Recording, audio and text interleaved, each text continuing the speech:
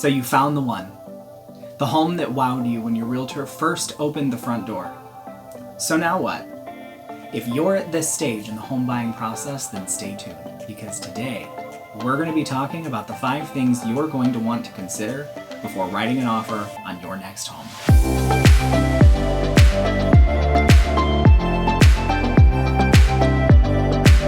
Hey guys, this is Cody with eXp Realty here in Lafayette, Louisiana. If you're at the stage of the home buying process where you're ready to write an offer on a house, but you don't quite know what to do next, then this is the video for you. Today we're going to be talking about the 5 things that you're going to want to consider before writing an offer. And each one of these things is super important. The very first thing that you're going to want to think about as you write an offer on a house is the price.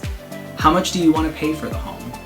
And even though it's a really subjective thing, there are some things that your realtor can do to help you come up with a price. So let's talk about some things that add value and reduce value, and maybe some things that don't really adjust the value at all. So some things that add value. Were there any recent updates done to the kitchen or any of the bathrooms? Has flooring been redone to bring it into today's trends? Now, while flooring doesn't add as much as a kitchen and bath remodel, it does add some. So now let's talk about some things that are going to reduce the value of the home. So does the house have odd interior colors? Maybe the previous sellers did a weird upgrade, like they put a fountain in the middle of the living room. Those are some things that can reduce the value, along with things that have to do with the location. So how far away is it from entertainment or amenities?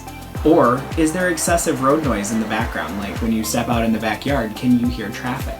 Those are things that people really think about, or that you should really think about when you're putting an offer in on a home. Now let's talk about things that don't really change the value of a home. So maybe the seller put on a new roof and it was a $25,000 expense. It doesn't necessarily mean that the seller gets to add $25,000 to the sticker price just because they did that upgrade, because it is required, or you as the buyer expect that the house have a roof that functions. One of the other things is HVAC systems, plumbing systems, electrical systems. You expect that the house comes with systems that work and are not in any danger of failing. And if they are, you can adjust the price to make sure that you can remedy those situations down the road. Remember that cosmetic issues, things like dirty carpet or scuffed up walls, that doesn't really affect the value of the home because paint and flooring are pretty easy to change out. However, if there are giant holes in the walls, or the walls are extremely dirty, or maybe the flooring is destroyed because of a pet or whatnot, those things we can definitely take into consider as we're writing an offer. So now you know what needs to be discussed when we talk about the value of a home. So that moves us into the second thing that you're going to want to know, or you're going to want to think about, is you write an offer on a house. And that's going to be the inspection or due diligence period. This inspection and due diligence period is one of the most important timeframes during the offer or in the contract. So the minute that you have an accepted contract in hand and everybody's signed and everybody's agreed, that's the time to schedule an appointment with your trusted home inspector. And it doesn't matter where you get the recommendation. So you can Google, you can ask your real estate agent, you can ask friends and family. But you want to schedule that inspection with a licensed home inspector in your area. It's very, very important that you get this done, because they're going to test all of the systems in the home to make sure that you're moving in to a home that isn't going to fail you in the next X amount of years or in the near future. And it might lead you to the recommendation of maybe countering with a home warranty, so that if something does fail, you can have it covered by the home warranty. So you definitely want to get that inspection done.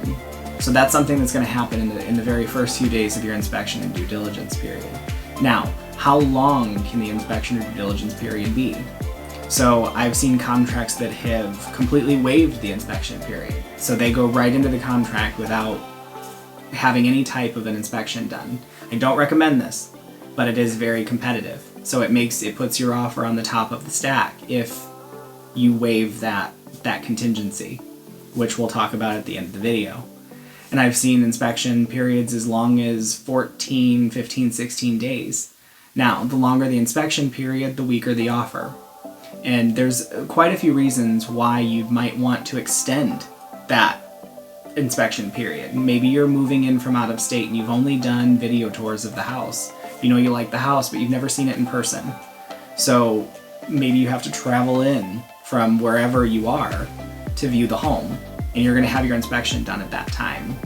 Or maybe you need some time to plan. That would be a pretty good reason to extend that inspection period. And I think it's mostly a conversation between the two agents as far as why. I usually, if it's a situation like that, I do usually like to explain that it is an out-of-town buyer and the reason why we decided to extend that. For the most part, I like to recommend a 10-day due diligence period or a 10-day inspection period. That seems to be the sweet spot between too short and too long. It gives you time to schedule an inspector. It gives you time to go view the home a couple of times and really get a feel for the house before you actually get to buy it, but it's not too long to where everybody's kind of on hold. So the next thing that you're going to need to know when you write an offer on a house is how fast can you close, or how fast do you want to close? So there are many banks out there that can actually have a closing ready in 21 days.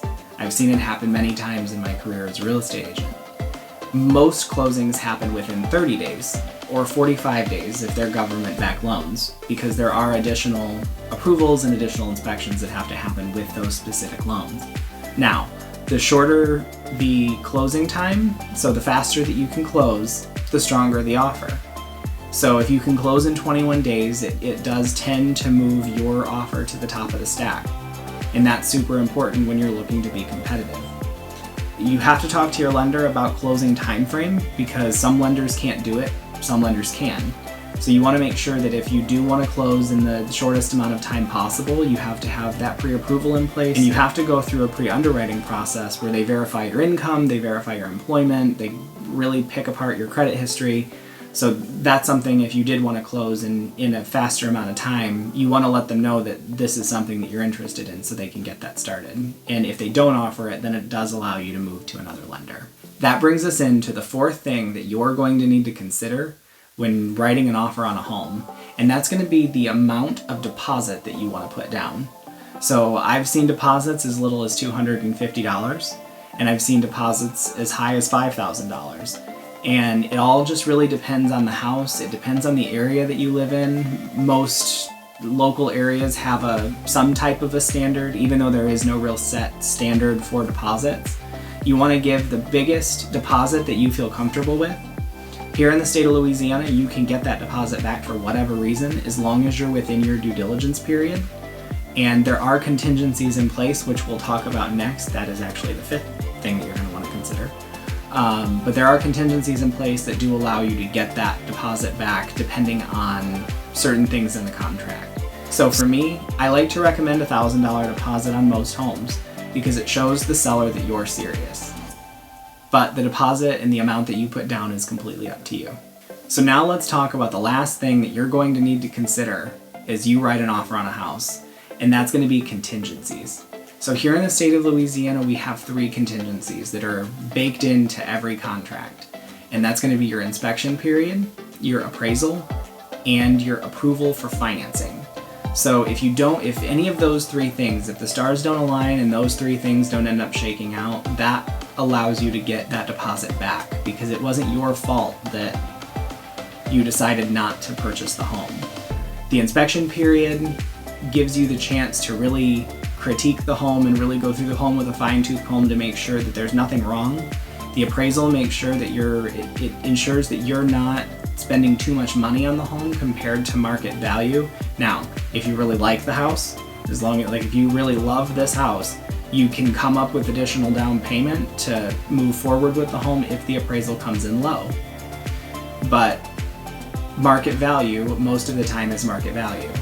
And the last thing is financing. So let's say for some reason something happens and you lose your job, or something happens to your credit, and at the end of the process, a couple of days before closing, your lender comes back and says, okay, you can't do this anymore and we can't write this loan.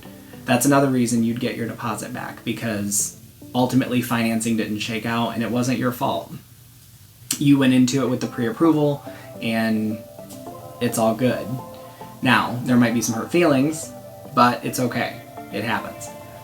So those three things are things that are baked into every contract. The last contingency that I want to talk about is making the purchase of your new home contingent on the sale of your current home. Now, this means that you have to use the proceeds from the sale of your current home to pay for or put the down payment on your new home. It's a very common thing. A lot of people don't have the amount of money needed for a big down payment in the bank, or they don't. It's not fluid. Or I mean, your house is your biggest asset if you own one, and it's a pretty normal thing to have that contingency. It might seem like a weaker offer, but with the right terms and the right price, anything can work out, and it does happen. So don't be discouraged if you have to sell your home. I don't recommend pulling any of the contingencies that we talked about at the beginning of this section out of the contract if you can at all avoid it. Those contingencies are there to protect you in the case of something going wrong. Now, if for whatever reason you need to make a competitive offer, it is okay to pull those contingencies out as long as you understand the risks.